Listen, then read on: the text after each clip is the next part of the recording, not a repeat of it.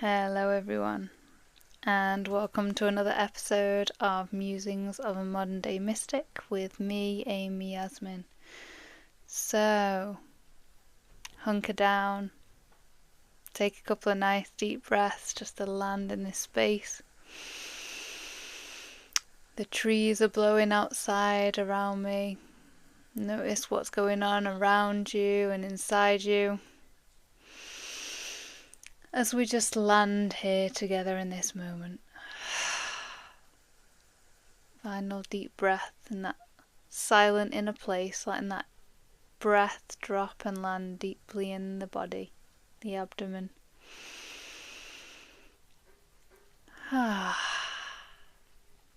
So, thank you for joining me. And today's episode, I am riffing on the feminine, on what feminine is to me now, feels like to me now, and has been to me in the past.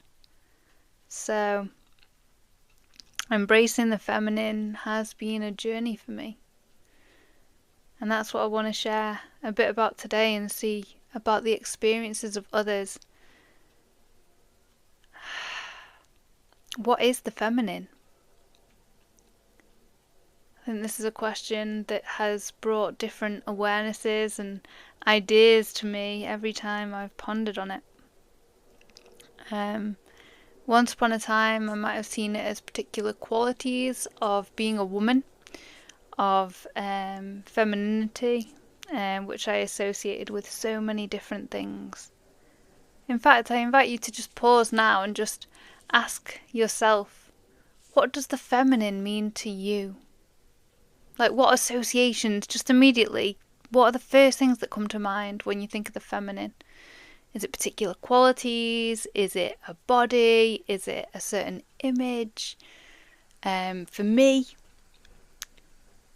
it always stimulated thoughts of softness, of rounded hips and emotionalness and sometimes moodiness, especially when it came to the menstrual cycle and the PMT kind of phase. I associated the feminine with mothers, with domesticity. So they were some of the first associations that had come to my mind, especially in the past. And as a kind of polar opposite, I guess, to masculine. I kind of saw it on the very opposite end of the scale. And feel free to comment below and let me know what associations came to your mind. I'm intrigued in this question of just exploring, right? This is what these episodes are about, exploring what the feminine in today's, what that brings up for all of us and how that can evolve over time. So as a kid, I embraced my feminine side. I quite enjoyed, so I had this fancy dress box and it's got this Esmeralda skirt and which had like gold coins on it that rattled, and so I loved just dancing in that like gypsy like skirt, and just rocking it big time, shaking my hair around, shaking my hips, bit of a sass. I really enjoyed dressing up and putting on the jewellery and the bangles and maybe even exploring a bit of makeup and stuff, you know, them toy makeups I had. So I didn't see it as good or bad. I didn't excessively want one thing or another. I just kind of flowed and played with it, right? And then I guess a lot changed. A lot of my perceptions changed when I kind of hit them teen years. And I wonder in you, does the teenage you, if you put yourself back to that state of mind, to that time and place in your life, did your perception of femininity, of masculinity even, did they change and shift over that time? It's quite a big transition in life in so many ways, physically, I guess, as well, like in terms of that surge for independence and kind of finding a deeper sense of who you are and pushing back against all the things you don't like and kind of pushing a bit away from the parents and trying to carve yourself a place, set yourself apart in some ways. So for me as a teenager, I rejected outright pretty much everything you could associate with being feminine. I hated menstruation. Periods had always been a source of shame for me, even though my mum really celebrated it for me. She bought me this beautiful little box, this wooden crate, and she put in a candle, and she got me this book, Moon Mother, Moon Daughter, and tried to make it a really, really special occasion. And I just remember the deep sense of shame. I felt mortified waking up in the morning to a mess in my clothes and in my bed, and I just felt so ashamed of it, something I wanted to hide and curl away from. And I guess from that formative experience, I always felt like I had an exclamation mark on my head. And I don't know if anyone's ever seen any feminine products, even in the supermarket, if you've never used them yourself. Some of them look huge, some of the pads, and I used to feel like, oh my goodness, the world is going to know. It's like walking around with a giant light bulb flashing over my head saying, hey, look at me. I felt super self-conscious. And so I kind of hid, rejected, felt ashamed of that part of the feminine. I didn't want it. I didn't want periods. I didn't want my body to go through certain changes. And it seemed like such an inconvenience. The lads could play sports anytime. I wanted to do a bit more sporty stuff. I was quite active as a teenager, and I felt like that was a barrier. I didn't like that. And I also kind of rejected the whole changes in the body that can come with that, the breasts, the hips. It felt like an inconvenience again as someone that was quite sporty. Breasts weren't exactly... I knew some people that it could be quite uncomfortable for them to do certain sports or jumping in, hurdling, things like that. And so I associated femininity mainly with its negative aspects, mainly with the things that I didn't want, and that didn't seem to be convenient for the life I was wanting to be living. And even relationship, sexuality, that side of things as well. I didn't like how demure, I when I looked at love stories and things like that, like I didn't want to be that person that was wooed. I associated the feminine with someone that kind of just quite passively waits for someone to come sweep them up. I didn't want a Prince Charming, and I feel like potentially I'm part of a generation that was kind of starting to push back against a few of the more domestic, more fairy tale stereotypes of women at the time. Although there are, even through history, different stories that you could turn to that offer a very different story of women and less of the damsels and the distress. But I invite you to question now why. Why, if that relationship did change, why did it change? And as well, with these questions, you can ponder on them more deeply. And I'm going to share a separate video just for some easy 2-minute, 5-minute practices that you can do before doing some journaling, to give yourself some time to reflect and listen for a deeper answer, rather than the things that come immediately to the mind. And I know when I first started journaling, 1,000,001 things came to the mind, and it was actually rifling through a lot of things, vying for attention. So I'll share them practices too.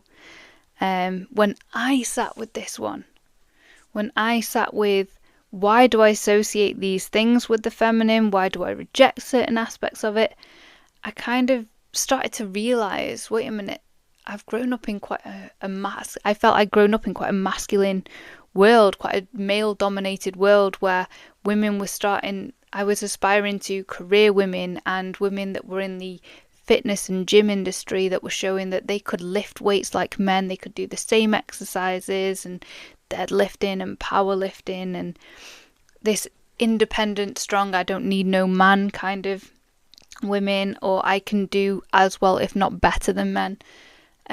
So I didn't realise that actually I'd been trying to kind of prove and succeed in a male-orientated world by emulating what success seemed to look like, what the ideal seemed to look like. And that was very masculine in body and in qualities. You know, that strong, the ambitious, the kind of not so much regimented. And again, these are very stereotypical black and white kind of explorations. And when I was younger, that was how I perceived them. When I was a very, very young kid, I didn't see any difference between male and female, actually. When I was growing up, I played football like the boys, and I played with skirts and danced and did hula hoops and handstand competitions, and it was neither male or female, it just was. And it wasn't until more the teen years that I started to notice there seemed to be a teasing out. Boys and girls spent less time together unless they were dating. So I started to see kind of polarities and contrasts come in there. And that's when I started to polarize things. And it hadn't always been the case. I hadn't always rejected one or the other, or preferred or aspired to one or the other of the qualities, if you like. And a lot changed for me when I started to go to women's circles. Up until that point, my experiences with women had been quite... I'd started to notice around the teen years, especially just this feeling of a bit more like the gossip and the back chat and the talking about people behind their backs, judgments, criticisms, even to people's faces. And wondering kind of, as I sat in women's circles, where did that even come from? Why had that been such an experience? Because a lot of other women were sharing that too. Finding it hard to trust other women or be around other women. Unsure whether they could, you know, what had they been saying? How did they perceive them? Some women quite self-conscious of their appearance and stuff, comparing to other people and other women. But sitting in women's circles was beautiful for me, because for the first time I felt like I'd found somewhere that I could be myself comfortably as a woman, which was a new experience for me, having so long rejected it, being around other people going, yeah, I feel awkward about this, I've really struggled with this. And as I started hearing other people voicing some of my kind of my awkwardness and my fears and the things that I'd hidden and pushed down, or some experiences that I'd had, whether it had been wolf whistling or whatever, to be in a space where that was openly talked about helped me to realise that there was actually many gifts to the feminine side, and it didn't exclusively exist in women either. At the Rainbow Gathering, I started to notice many qualities in some of the men around me, and realise it's not an and or, one or the other. In women's circles, though, I did find a deeper sense of connection to that feminine, and to exploring what that even was. And I found power in things that I once had associated with weakness and pushed aside. So, for example, I associated women with being quite, or the feminine side, even in quite effeminate men, if you like, or non-binary people or trans people. The feminine portrayal of, I found it quite, emotional, quite over the top sometimes, quite dramatic in some ways, especially that PMT kind of phase, or the rage, the anger, the frustration that could come out. Moodiness even. I associated emotions as a negative thing. I didn't want to express feelings. I didn't want emotion to come into it, because in the business world, emotion is not... It didn't seem to me like it was a thing you brought into the workplace. It wasn't... if you wanted to be someone influential, if you wanted to be a leader, if you wanted to progress up the career ladder, as I'd been kind of grown up in the world where that was the aspiration at the time, kind of working out where I could build myself up to. I didn't see emotions as being anything that was going to help me along the way. If I was going to cry in a business meeting, that wasn't going to be convenient. If I was moody, if I lost it, it wasn't going to be convenient. So I associated the expression of feelings and emotions, which isn't exclusively for women. I just noticed it predominantly more in women, and maybe as well that's part of the big boys don't cry kind of stereotype and story that I'd kind of grown up with, So, I'm finding myself. I'm going to take a deep breath. Let's find myself. So yeah, with women's circles, I started to realise the power of voicing feelings and emotions. Hearing people voice their frustrations without expressing them in extreme ways. And seeing women comfortable to cry and release without needing someone to comfort them, without needing someone to fix them, and just finding relief in feeling it and letting it go. Not holding on to it, not beating the same drum an hour later. Just genuinely feeling a feeling, expressing it and letting it wash through. And to hold space for that. The space holding aspect of the feminine was quite a surprise to me. So I do Qigong. I've started to do Qigong for the past 5 or 6 years. I came across it during the COVID pandemic, actually. I started to do a practice every day just to boost the immune system. And that kind of developed into doing flows and finding different teachers and studying it myself. And I began to learn of the yin and the yang, very similar qualities, the feminine, the masculine, again, as if there was these polarities, but finding the fluidity in that. And in Qigong, in Chinese medicine, the yin is associated with space holding, with emptiness, with this kind of gentleness, with flow. So the yang might be more form and structure and not so much rigid, but there's more kind of, the feminine's the softer and the sinking and the emptying and the receptor, creating a receptive space. And in women's circles, I was starting to sit in spaces where there was a receptivity, there was a gentleness, there was feelings being expressed and conveyed. There was so much compassion. I started to realise the power of compassion, patience, understanding, listening. Having had such an academic background and been around constantly wanting to be in a space where I sat a bit stiller, where I listened, I started to realise that there's so much profoundness in so many qualities of the feminine that I could start to cultivate and embrace instead of rejecting and labeling things as either good or bad, as desirable or undesirable, as it's going to get me somewhere or it's not. All based on former experiences, kind of starting to unpick these things. And I used to love watching Gokwan. And I found it really interesting when he did some episodes about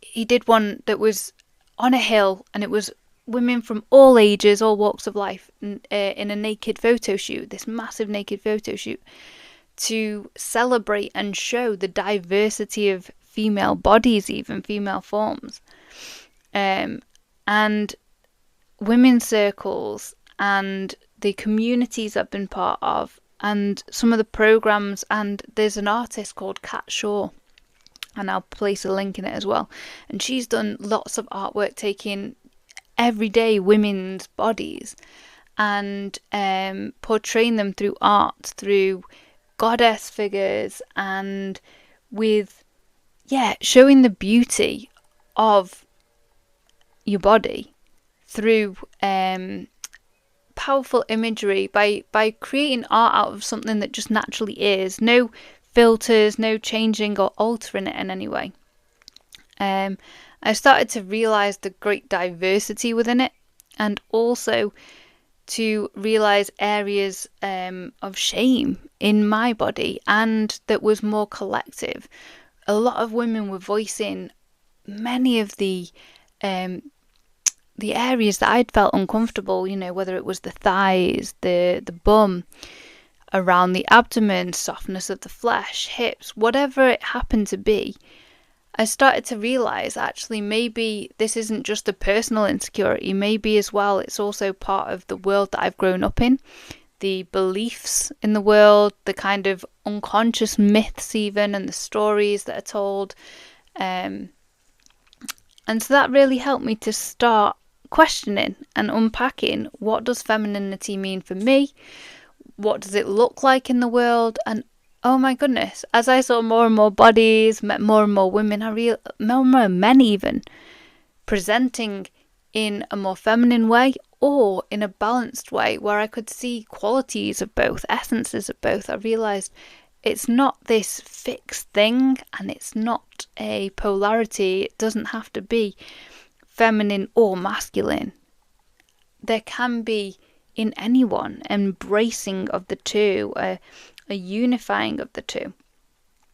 In all people, I feel now there is a feminine and a masculine side, an aspect. Not even a side, because that makes it sound again like it's two parts, where it's like, for me, I see it as a kind of union now, as a partnership, as a let's embrace both or all aspects of who I am. And femininity and masculinity are aspects of that. And to let them balance each other out, let them qualities be celebrated and expressed fully. And expressing feelings has been a big part of that journey, and it's not been comfortable. I have cried in front of managers and felt so awkward around it, because I've found a lot of people seem to be uncomfortable around it, whether it's, oh, please don't cry, because they don't want you to be upset, they don't want to feel like they've upset you, or it's not a convenient thing either. You're in the middle of the work day and you're crying, not very helpful. It's also not something necessarily they're going to want other colleagues of yours to see. Why are they crying and all that kind of stuff? So it hasn't been comfortable, and there's been times where I've gone, is it safe? Is it genuinely safe to express my feelings? And my intention is to hold space for a world, and for myself, actually, for myself first and for the world, the feeling of safety, that I can express every emotion in a safe, compassionate way and let it move through. They call emotions energy in motion. If I listen to my feelings at the time, maybe they won't build up. Maybe I won't have the volcano moments, because I've met them there and then and breathed through them. And I'm realising how fast they can move through if I listen and if I let them move through. And that's something that's really come about through being in women's circles, through being around other people comfortable to express their anger, their rage, to scream or cry if they need to, and seeing how quick that steam can leave, can move out, to see people express their feelings through dance, to let things go, let pent up emotions and stresses go through dancing, through poetry, through screaming, through sound. And to really allow myself to feel and honour those feelings. I really wish for a world where anyone can feel safe to express themselves, and maybe in expressing ourselves in a centered way as well, where we can own our own feelings, hold space for ourselves. We won't necessarily have so many eruptions where we clash with other people, because I know for myself, I've experienced for myself, if other people have been emotional around me, I've wondered what I've done to upset them. Or if they're angry, I want to try and fix that. And instead just being able to hold space and let someone feel their feelings without trying to fix them, without questioning them. And I've found it as well. If I'm crying and people say to me, oh, why are you crying? Or what's upset you? Or I'm often so focused on then trying to explain or to make someone else feel better about the situation that I'm not dealing with the feelings alive in me. So a real gift of being in women's circles, of this feminine space holding capacity of listening is being able to be with things that might be uncomfortable, that might be harder to acknowledge and express, and to let them be there, to celebrate them even, to celebrate some of the messiness that can come up, and to love myself and be compassionate through it. I learned that actually through being compassionate around other people for so many years for their emotions, and having such a different standard and judging myself for having the same feelings, as I'd be kind to someone else, as I'd be caring for someone else, as I'd be trying to help someone else. So, yeah, my relationship with femininity, with some qualities of that have changed, and I wonder for you, if this conversation is bringing up any thoughts and reflections, please do comment below, and start a conversation of things that you might associate with it, negative, positive, just ambivalent, just thoughts and musings on what the feminine, on what yin, on what that space holding capacity, which if you take it really, really deep back, can go to that womb space.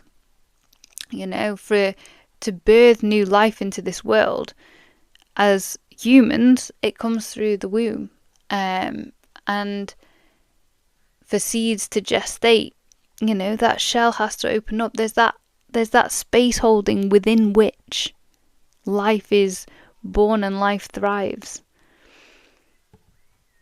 So maybe feminine extends beyond humanity even. Maybe it's an essence that's out there as well.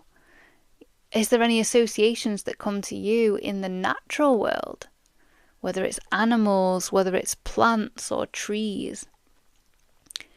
I've really learned to accept aspects of myself, having seen it in other people, in other things, in other aspects of nature or the earth, even Mother Earth and mothering as another quality.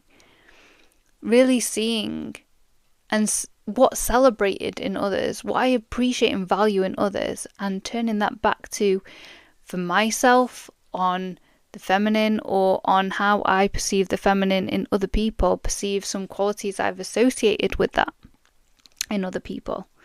And then as well, I've been exposed to empowering women, empowering myths and stories of goddesses. I've got a card deck that's from Megan Watson. I think I've said that right. The Divine Feminine Oracle. And what's been phenomenal for me in that is she's written a book, and it's got so many different women from different cultures, different eras, different female role models, different stories that have really helped me see the feminine in a whole new light. Whether it was Mai Bagao, who was this Sikh warrior saint who rallied 40 men to face an army in the name of their faith, in the name of what she perceived to be love of something important to her and her community. Or Mary Magdalene, who I've re-experienced her story in new ways, and seeing actually what a powerful journey she has walked, in terms of, if you look at the story of Mary Magdalene, to have walked as an equal among men, to have not been married as a woman in that time and around other men, that in itself would have been highly controversial. To be able to independently finance themselves. There's so many different stories in there that have really inspired me. Joan of Arc, who rallied armies, led armies, who felt strong enough to say, this is what I want to express, this is what needs to be heard, this is what we need to do. And to have the power at 16 to lead an army, to rally people, to speak up. So yeah, there's so much out there. And there's so much more coming to light, I feel. There's a lot more energy around this feminine essence and quality. So what does femininity bring up for you? What does this conversation stir up for you? And I look forward to seeing where the conversation evolves onto as well. So thank you for joining me this week. It's a pleasure to dive into these things with you all, and I look forward to hearing and reading your comments and exploring next week's episode. So, well, next fortnight. I'll see you there. Namaste.